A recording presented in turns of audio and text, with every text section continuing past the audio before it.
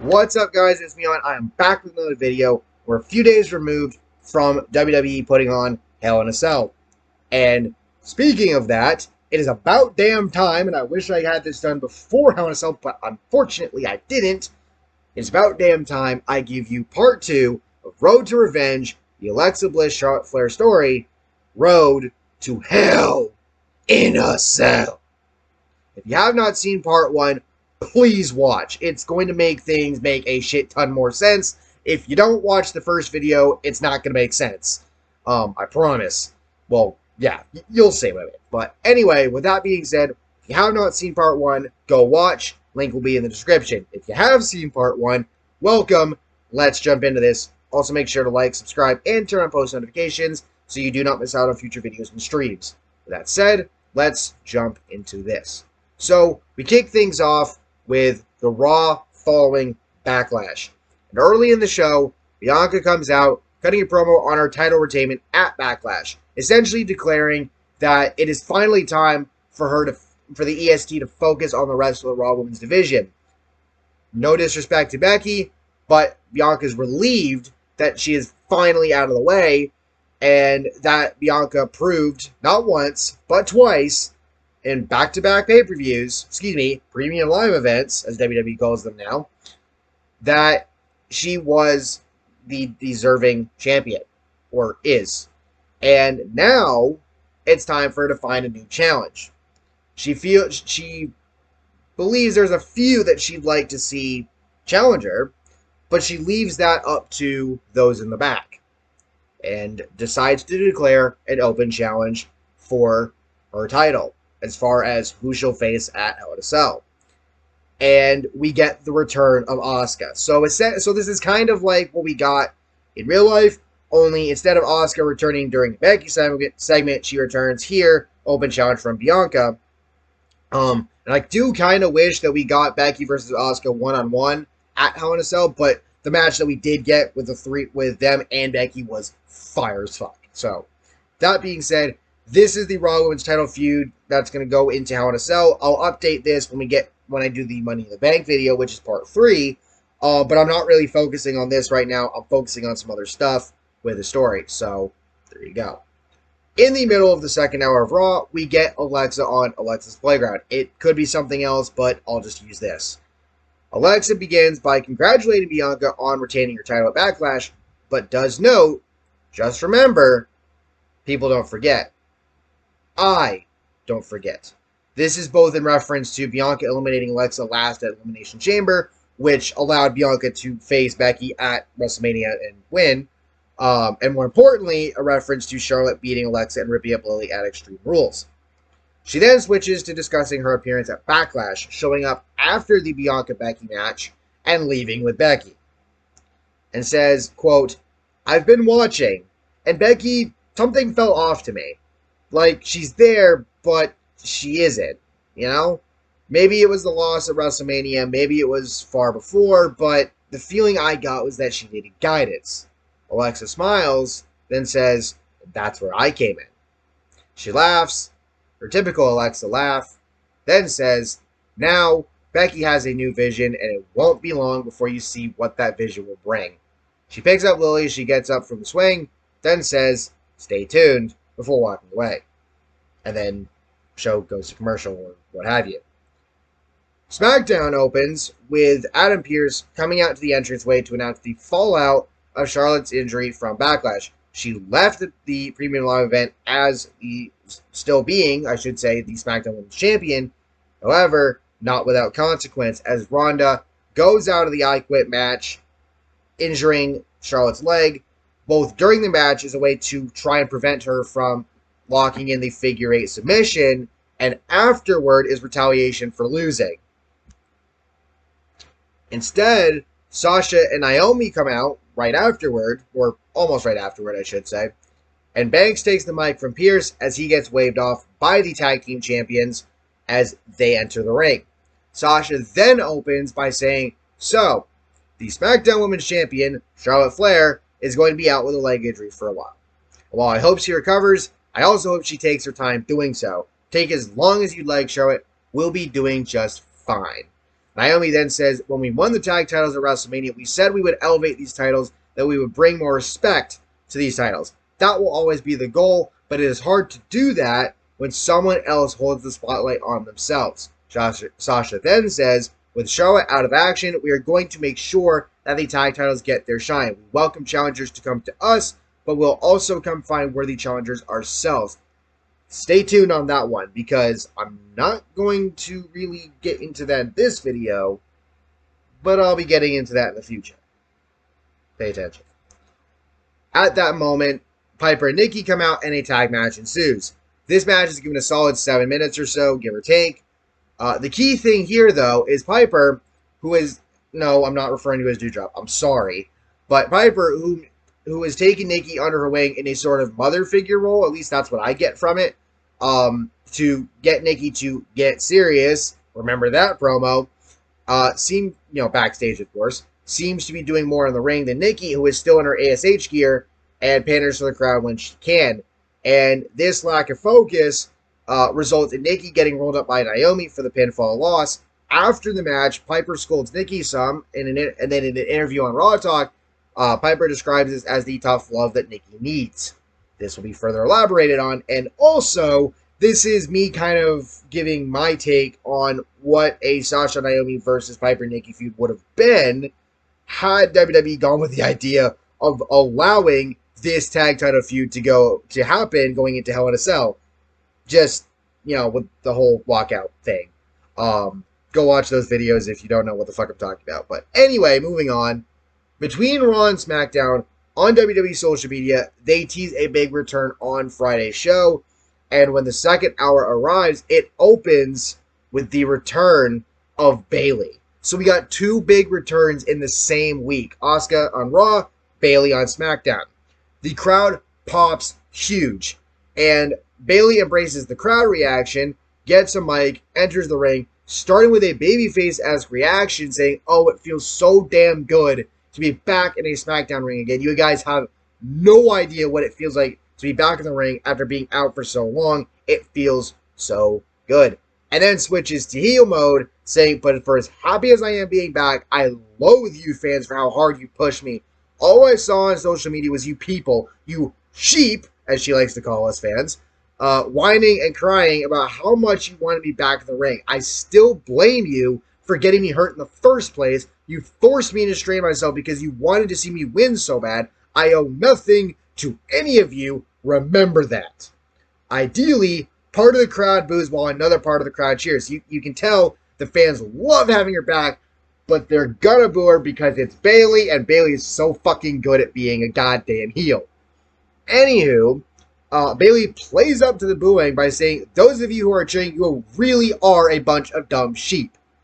And then the lights start to flicker a little. And Bayley's attention is brought to the big screen as they return to normal, where Becky appears. Oh, Bayley, is so good to see you again. But what you doing over there? Becky says. Why don't you come over here and see me, Bayley? Why not? Becky seems a little bit off in how she speaks, and Bayley's also caught off guard a bit by Becky's appearance. Bayley replies, I'll see you on Monday then, to which Becky replies, see you then. Week 2. On Raw, Bayley comes out once again to strongly mixed reactions. Gets a mic, gets in the ring, then immediately says, I'm here, Becky. Where are you? She's and then the lights dim, giving an ominous feeling to Bayley, excuse me. A light is shined on the entranceway, and Becky comes out. Mic in hand, she enters the ring, the lights come back up, and Becky says, lowly, welcome back to Raw, Bayley. Bayley looks at her and replies, what the hell was that? Just like, what the it's like saying what the fuck, but without saying what the fuck. Becky replies, what do you mean, Bayley? Have you not been paying attention? To which Bayley replies, clearly I haven't. Becky laughs, and Bayley looks at her even more confused, like, what the fuck is going on? Oh, Bayley, you have so much to learn. I'd love to show you, if you'll let me. Becky then says, chuckling a bit. She steps forward and extends her hand to shake. Bayley looks at it, then looks at Becky, and steps out of the ring. Standing on the apron, she says, "Nah, not happening," and leaves. Becky mutters into the mic, "You're gonna regret that." Also on Raw, Piper and Nikki are looking at footage from their match against Sasha and Naomi the week prior. Piper is still annoyed, though she has settled down some, at Nikki for her pandering, and for not taking things seriously like Piper.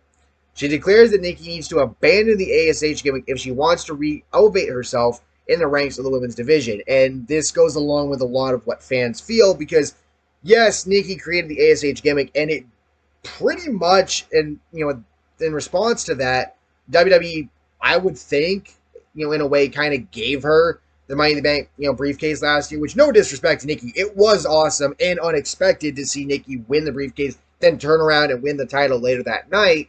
But after that, So now it's at a point where Piper's saying, Nikki, you've got to just abandon it at this point. You've got to get serious here. But Nikki doesn't want to do that.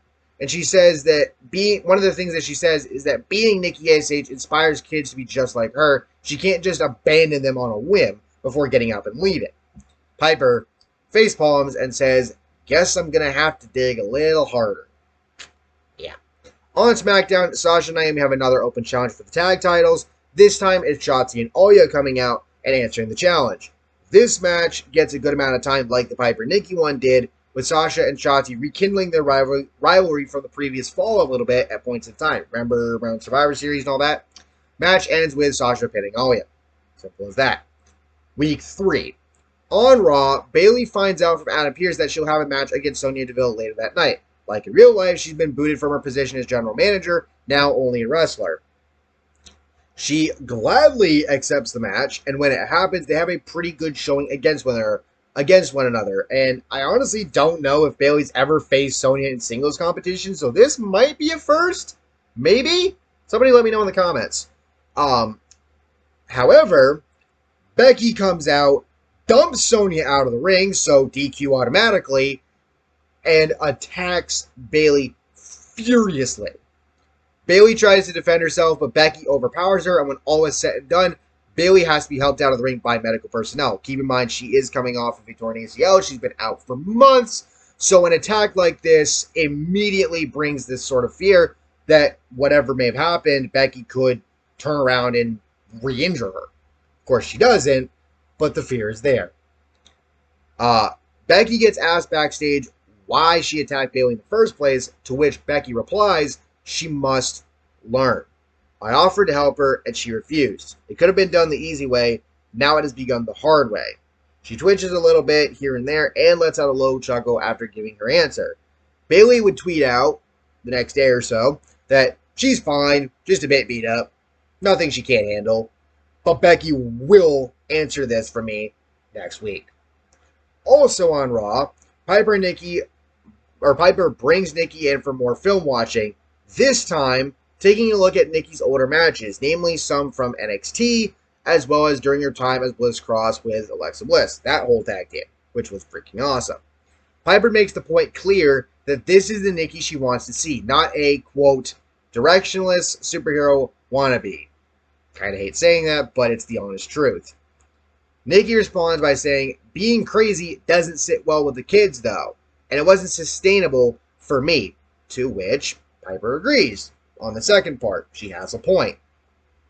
Then says, you don't have to be crazy Nikki, quote unquote. I just want you to wrestle with the passion of your old self because that passion is non-existent now in my eyes. Nikki disagrees, but Piper presses further, saying, Jesus Christ. Being Nikki ASH is holding you back. You need to be serious, Nikki. I'm trying to help you be better so you don't get lost into irrelevancy. Or getting released. But she obviously doesn't say the obvious part out loud. Nikki is still apprehensive. She doesn't want to give up the gimmick. Piper looks annoyed with Nikki's indecisiveness, and near the end of the segment says, if you're not going to get serious with me, I'll find someone who will. If you want to be left irrelevant, that's your choice. But don't say I didn't warn you. Before exiting the room, leaving Nikki to her thoughts and contemplation. So now she has to figure this out. Does she want to, take Piper's advice and actually make changes, or does she want to keep doing the same thing over and over? definition of insanity, and all that, and potentially just get lost in the shuffle, or in the 24/7 division or something like that. Anywho, on SmackDown, we get another open challenge, this time once again involving Shotzi and Aliyah. This match goes a little longer than the first, and it is just as good, if not slightly better. Shotzi has a couple of pin attempts go for near falls, and it looks as if her and Aliyah could win, but once again they lose, this time with Naomi pinning Aliyah. Later in the show, Sasha and Naomi are seen conversating in the back and politely decline in interviews, with Sasha saying, "We're working on a couple things." Stay tuned. We get to week 4. Things are ramping up. On Raw, Bayley comes out and immediately demands Becky joins her in the ring to answer for her attack the week prior. "You have absolutely lost it," she exclaims into the mic, and then the lights dim and Becky comes out. Lights go back up and Lynch simply responds, "Have I?" Bayley grunts and then says, "Becky, what the hell happened to you? What happened to the man? What happened to the big time Bex that I watched from home? This isn't you, Becky. This is not you at all." Becky cuts her off by saying, "Bayley, you clearly don't understand.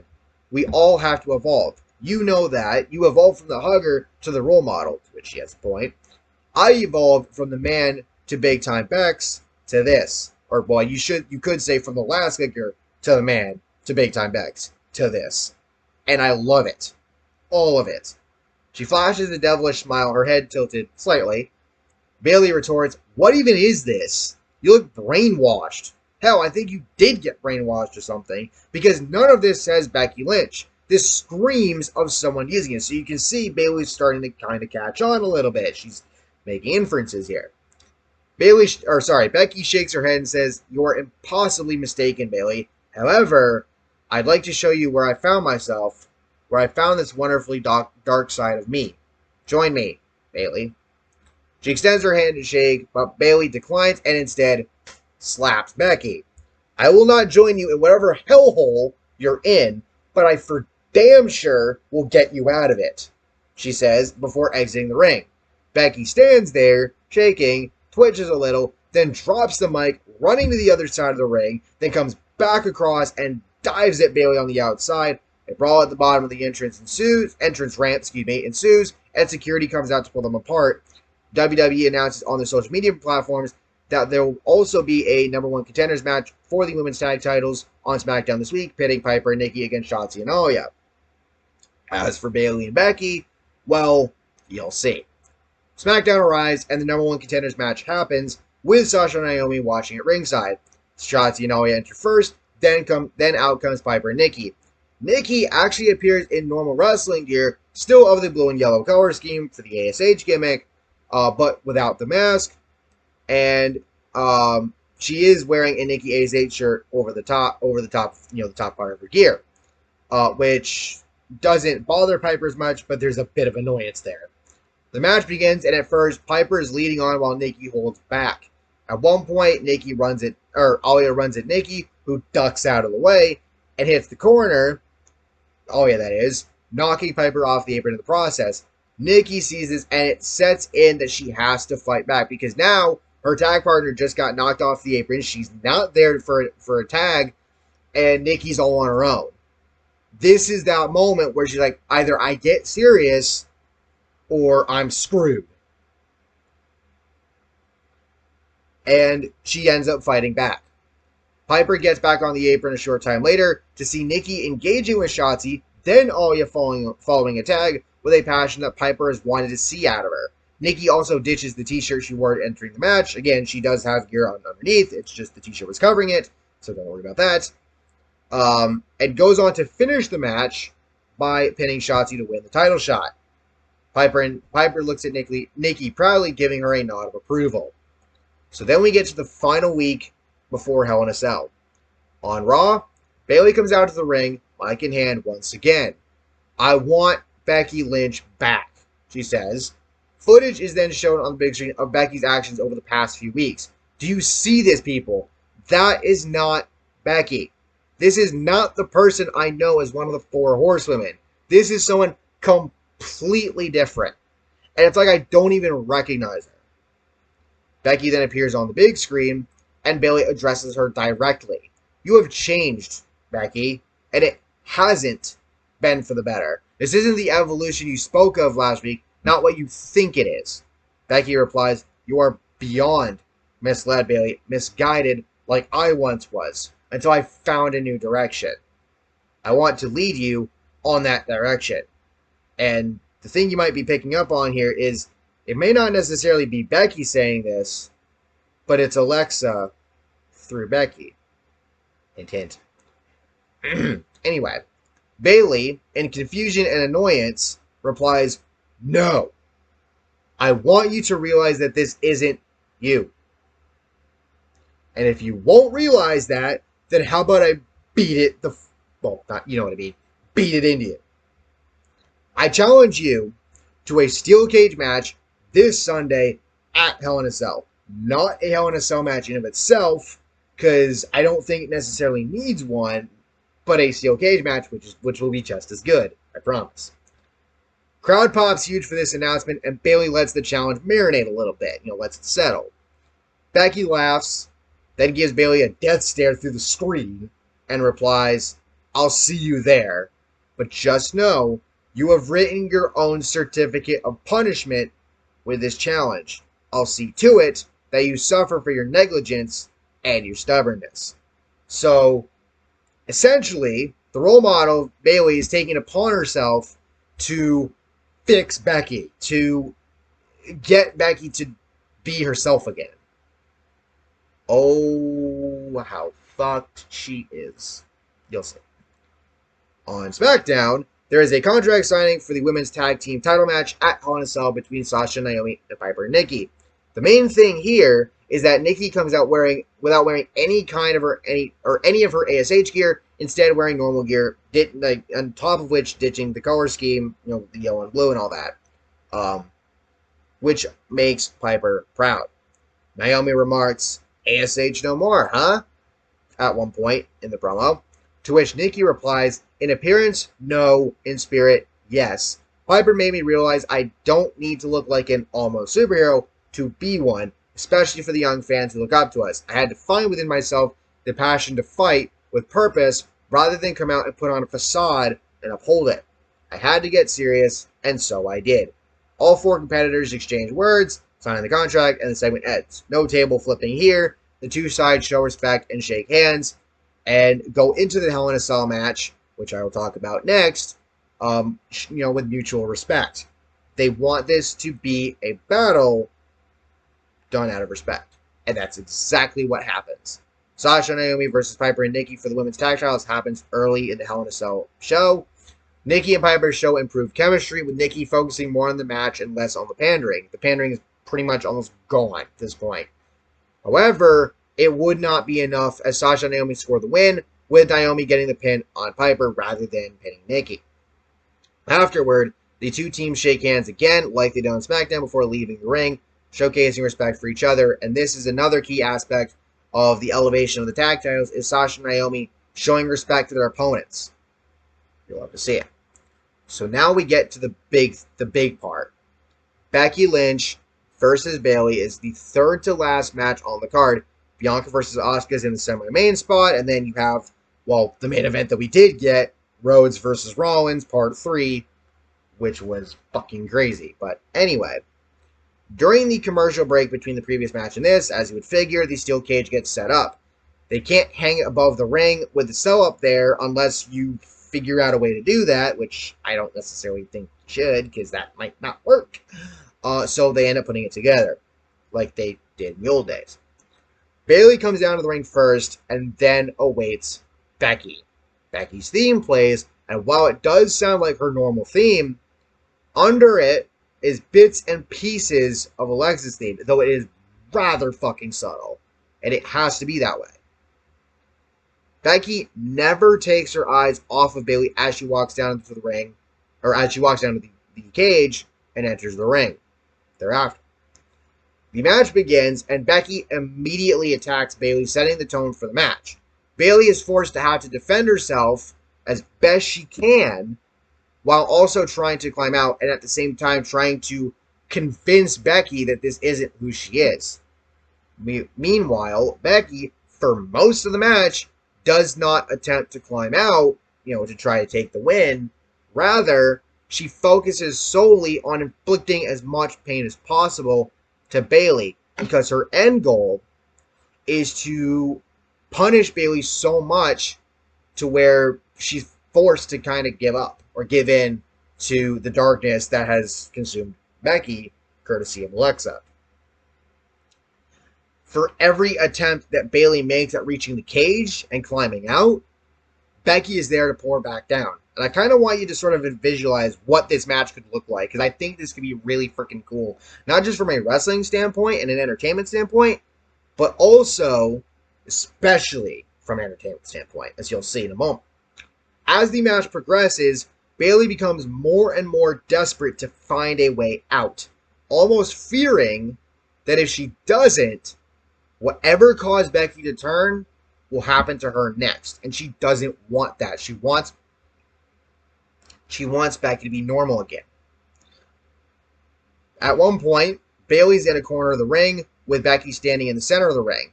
Becky brings a hand up, then snaps her fingers. Suddenly and slowly, a few lights in the arena begin to dim, while Becky has a crazed look on her face. Bayley charges her and the match continues on, but as it does, more and more lights begin to dim, while some spotlights hanging above the ring begin to slowly turn on. This plays into Bayley's desperation, and eventually all of the lights in the arena go down, while the spotlights are on above the ring, showing just the ring and the cage itself, of course. Becky laughs evilly at Bayley, and the role model responds by picking her up for an overhead belly-to-belly suplex, launching Becky across the ring. At this point, the camera shots change, focusing solely on Bayley without showing Becky in the background, as smoke now starts to enter the ring. Bayley spends a few moments surveying her surroundings, knowing that it may be now or not at all to escape and win. She goes over and begins to climb the cage, because at this point, it's no longer about getting Becky to realize that she's in the wrong. It's about survival and getting the fuck out of there before Becky just rips her apart or something. At least that's what Bayley fears. She goes over and begins to climb the cage, hoping that she can get over the top before Becky gets up and gets back to her. However, to her horror, Becky is there at the top waiting for her. Bayley had looked behind her while climbing up, just in case Becky had gotten up already, not realizing where Becky was. And because Becky's waiting at the top, she grabs Bayley, and from the top of the steel cage, mind you, the steel cage setups are not nearly as big as the Hell in a Cell cages, so keep that in mind. She delivers the manhandle slam from the top of the cage, and there's a camera in one of the corners that the WWE pans to, which shows Bayley falling back to the ring mat with the smoke on the bottom.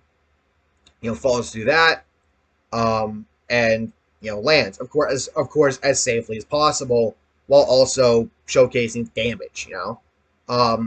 Becky laughs evilly, then climbs down, touching the floor and winning the match. Afterward, the spotlights go out, then one spotlight comes back on, focusing on the center of the ring where Bayley lies, and Alexa has joined her.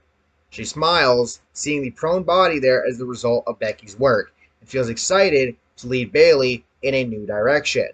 Light goes out, and then the arena lights come back on with the ring completely cleared.